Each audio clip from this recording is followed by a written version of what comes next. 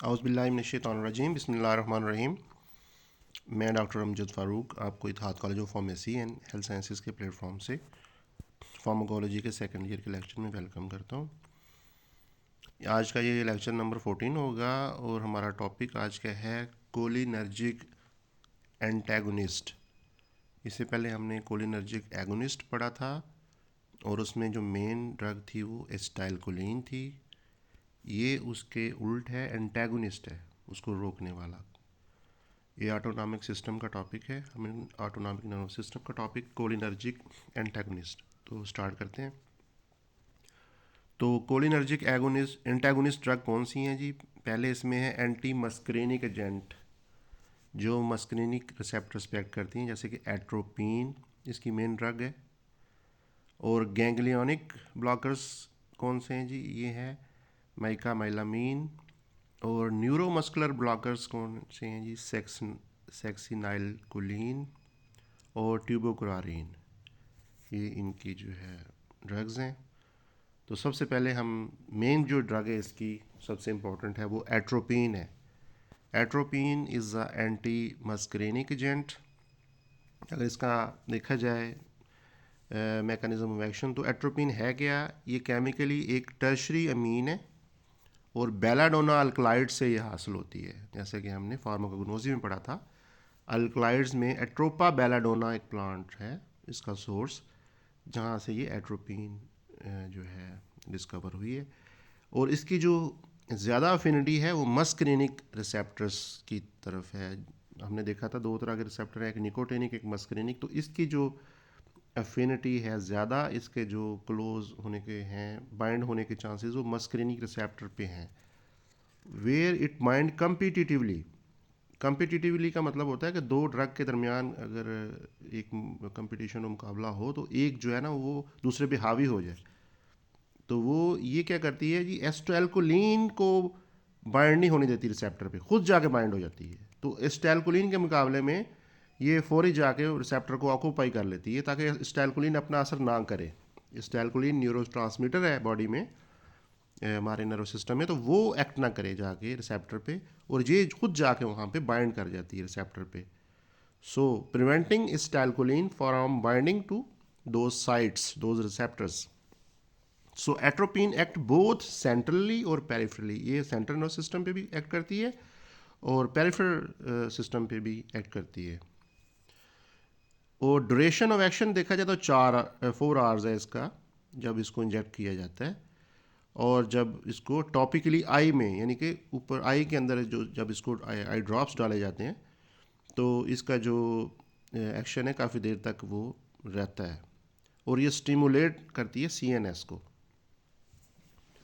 Other actions देखे जाएं atropine के, तो एक्शन ऑफ एट्रोपिन आई के ऊपर ये है कि एट्रोपिन डायलेट करती है प्यूपल ऑफ द आई को।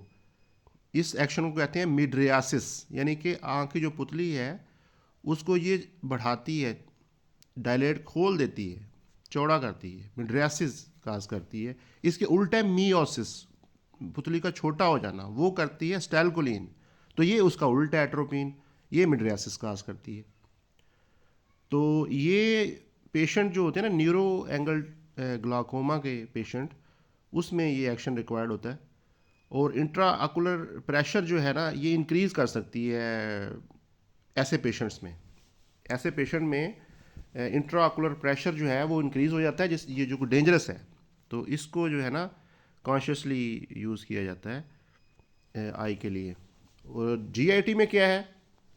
जीआईटी में एट्रोपिन जो है एंटी स्पाज्मोडिक है, स्पाज्म दूर करती है, रिलीफ देती है स्पाज्म में, स्पाज्म को ख़त्म करती है, एंटी स्पाज्मोडिक।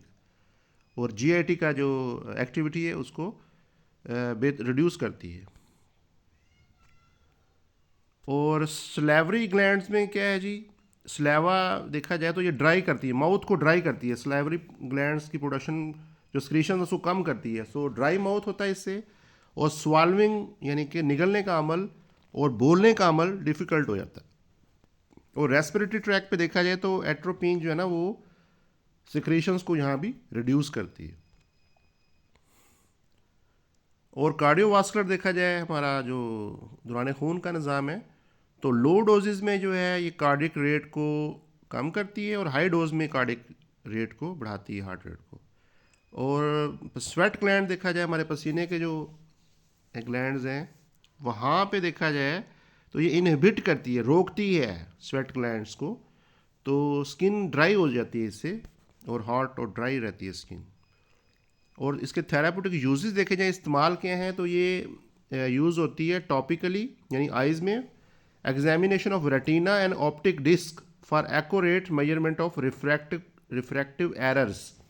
तो ये यूज़ किया जाता है एज ए मिड्रियासिस, आँख की पुतली को खोलने के लिए। एंटीस्पाज्मोडिक, जैसे मैंने कहा है, ये जीआईटी में और ब्लैडर में ये एंटीस्पाज्मोडिक के तौर पे काम करता है, स्पाज्म को रिलीज़ करता है। थेराप्यूटिक यूजेस में और देखा जाए तो एंटी सिक्रेटरी है, ये सिक्रीशंस को कम करती है। तो atropine is use as an anti secretory agent to block secretions in upper and lower respiratory, हमारा जो सांस का निज़ाम है, रेस्पिरेटरी ट्रैक, और स्लेवा प्रोड्यूस होता है जो माउथ में, तो ये इसकी सिक्रीशन को कम करती है। तो ये सर्जरी से पहले ये बड़ी इफेक्टिव है, सर्जरी से पहले अगर लगाई जाए तो इन सिक्रीशंस को ये कम कर देगी, और जो ऑपरेशंस हैं, सर्जरी है, उसमें आसानी पैदा होगी। फार्मेकोकिनेटिक्स देखी जाए इस ड्रग की, कि ड्रग ये जो है बॉडी में जाके जो है बॉडीज़ के साथ क्या क्या सलूक करती है, कैसे ये अब्जॉर्ब होती है, और कैसे ये डिस्ट्रीब्यूट होती है, और कैसे रिलीज होती है। तो atropine is absorb from GIT, GIT से अब्जॉर्ब हो जाती है पार्शली, और मेटाबोलाइज होती है लिवर में, और एलिमिनेट होती है यूरिन के ज़रिए, और इसकी हाफ लाइफ जो है ना 4 घंटे है। और इसके एडवर्स इफेक्ट देखे जाएँ एट्रोपिन के, तो depending upon the dose, atropine में काज ड्राई माउथ कर सकती है, मुंह का खुश्क होना, ब्लड विजन, नज़र धुंधलाहट जैसे हो जाती है, कॉन्स्टिपेशन, कॉन्स्टिपेशन का मतलब है कब्ज़ हो जाना, और इंक्रीज़ करती है टेम्परेचर को, और इफ़ेक्ट करती है सीएनएस पे, इंक्लूडिंग रेस्टलेसनेस, बेचैनी, और कन्फ्यूजन पैदा करती है। तो ये इसके एडवर्स इफेक्ट हैं। तो ये थी एट्रोपिन ड्रग, जो कि एंटी कोलिनर्जिक ड्रग थी। तो नेक्स्ट जो ड्रग्स हैं वो नेक्स्ट चैप्टर में पढ़ेंगे, नेक्स्ट लेक्चर में। Thank you very much. आज का लेक्चर इतना ही था। थैंक यू वेरी मच, बहुत शुक्रिया।